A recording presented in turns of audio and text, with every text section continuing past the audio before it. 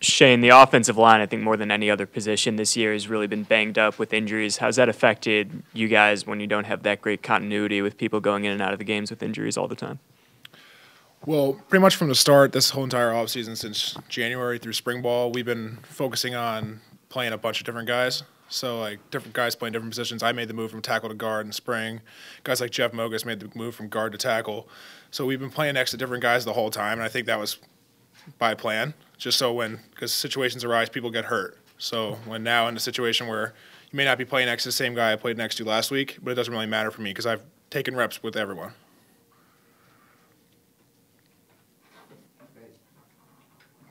What's the difference between the preseason and the Big Ten season? I think the first 4 games are a preparation for the Big Ten. So you get a multitude of different offenses based on each game. Each game is a little bit different. Each game sort of prepares you for that upcoming Big Ten team who might run a similar offense, but you don't get that Big Ten play because, it's non-conference. So those games are very valuable because they prepare us to play at the stage and at the level where we believe we can win our division, and we're going to work to do so every week. Is it emotionally different when you go to conference play because you know them so well, or your neighbor, however you want to? Conference play is more of you got to kind of pick up the flag even more sort of deal. Those first 4 are also important because if you underestimate any of those guys are on scholarship as well, you'll lose. And those games really do prepare you for conference play, but conference play has a little bit more intensity into it because these games really do count towards us achieving all of our goals as far as winning the Big Ten championship. This is for Deontay. I don't know how much film you've seen of Minnesota so far, but how do you think their offense has shifted at all since last year with David Cobb in the NFL, or is it more of a running style? I think they still have a very similar style to what they had last year. They have some really talented running backs, and they also have a pretty good senior receiver who they love to give the ball to. He make great plays in space, so we'll have a tough task ahead of us this week preparing for those guys, and I'm just excited to get after it opening up with Minnesota. Shane, a couple weeks ago, Fitz was talking about blocking for 3 or 4 yards per carry instead of 1. How do you think that's going so far? I think we're improving. As the season's gone on, I think the O-line collectively has gotten a lot better. And the areas where the O-line focuses on is being fast and being physical. And so either we're finishing the guys into ground after every play, or we're running to the ball to be the fastest team in the country. So we've been working on those 2 things the most in practice, simulating as much as possible. And I think we're getting there. And obviously we need to improve, but we're getting closer and closer. Talk about the offensive line's coordination with Jackson, particularly in the way he runs, and when you look at film, and just talk about how much fun I guess it is to block in front of a guy like that. Yeah, well, having someone like Justin Jackson in the backfield just makes our lives a whole bunch easier. And whether it be, we know we don't always have to block everyone. Like sometimes, like Coach McCall will say, block a few, fool a few, and run over a few.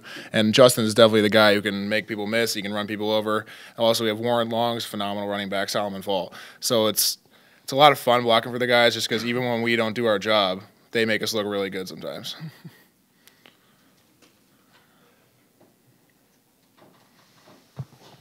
Deontay, Minnesota's QB Leidner, he can move around a bit. What kind of challenges does that present you guys as a D-line? It's just more of a discipline game.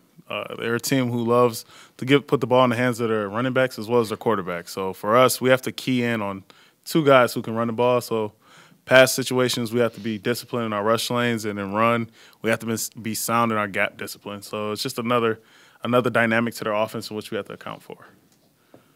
Deontay, how do you guys think you defended Riley Neal on those quarterback runs on Saturday? I thought we did a pretty good job. As Coach Fitz alluded to, it was a 22-yard scamper he had in which we didn't account for our rush lanes properly.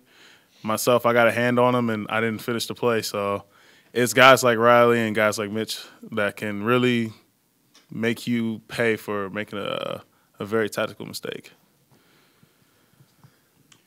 Both of you guys, Deontay, first, Coach Fitzgerald has referenced the team's past struggles in October in particular. Are you guys aware of that? any steps that you guys are taking preparation-wise to do a better job at this point? At this point, you understand your past, but you got to flush it. You got to be ready to just play now. Everything that happened in prior years, it says that we will struggle in October. I don't believe so. So we just got to come ready to go tomorrow and for the rest of the week and the rest of the month, October, and so on and so forth to prepare to win. So that's what I'm looking forward to. I think the leadership on our team is excellent this year, whether it be Dan Vitale, Christian Jones, Clayton Thorson, whoever, Deontay, C.J. Robbins. We're holding each other accountable, and I think that's probably the biggest thing when it comes to the switch for us. We're not in school in September, and now we're in school.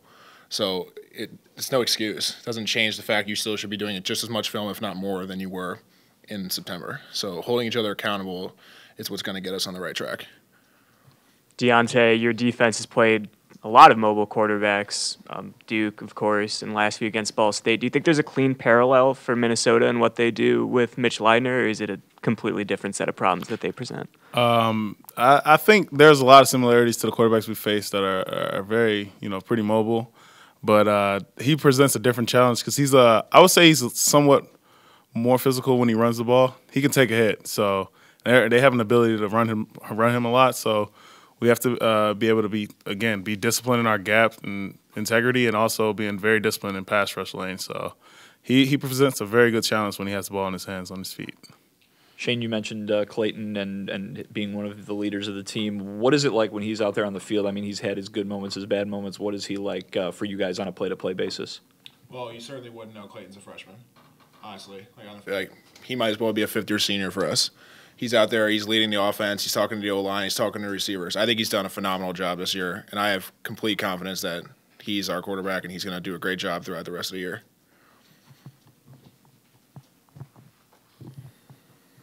Deontay, in the last year, the rushing defense, especially between the tackles, was a bit of a concern. This year, not so much. Is that the D tackles? Is there something else that accounts for that?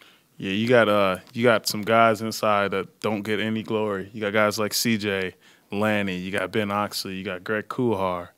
You got Jordan Thompson, the young guy. You just got guys ready to just play hard at the point of attack, and they're doing a great job. And we might sit up here and give the press conference, or there'll be guys posted up around our teams getting all the accolades, but it's those guys that really hold our defense together. At the point of attack, they've been excellent this year, and they'll continue to be excellent as we progress. Shane, are you guys a little frustrated? You haven't been able to score more touchdowns in the red zone, and what do you think you can do about it? Well, just anyone who knows football knows when you get down in the red zone, the field shrinks, and execution becomes that much more important. It's not so much skill that can get you in the end zone, like when you have a big play, when you're on your own side of the field or whatever. So now every little thing matters, whether it be blocking the point of attack or receivers running the right route or Clayton putting the ball where it needs to be put. So obviously we've struggled a little bit. We're not happy with where we are as far as our red zone efficiency, but we're working and we will fix that.